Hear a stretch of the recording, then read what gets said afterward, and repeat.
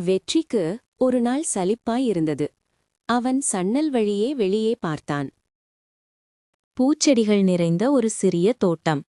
திடீரென ஒரு இனிய சத்தம் கேட்டது. அது ஒரு அழகான பாட்டு. வெற்றி மெதுவாக சத்தத்தை நோக்கி நடந்தான். அங்கே வண்ணமயமான ஒரு குருவி. அதன் பெயர் புன்னகை. புன்னகை கலகலவென பாட ஆரம்பித்தது. வெற்றியின் முகம் உடனே மலர்ந்தது. "நீ எவ்வளவு சந்தோஷமாக இருக்கிறாய்" என்றான் வெற்றி.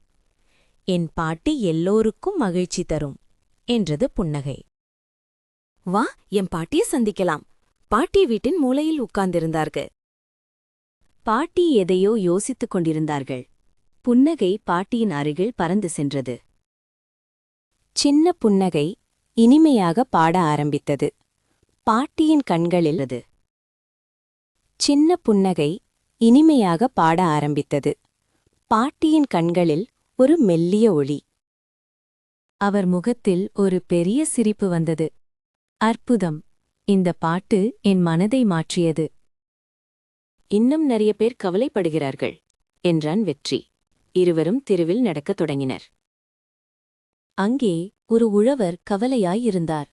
உழவர் தனது பயிரைப் பற்றி சிந்தித்திருந்தார். புன்னகை அவர் அருகில் வந்து சத்தமாக பாடியது. உழவரின் மனபாரம் நீங்கியது. அவர் சிரித்தார்.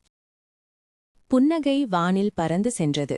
ஆனால் புன்னகையின் மகிழ்ச்சி அங்கேயே தங்கியிருந்தது. புன்னகை வானில் பறந்து சென்றது. ஆனால் புன்னகையின் மகிழ்ச்சி அங்கேயே தங்கியிருந்தது.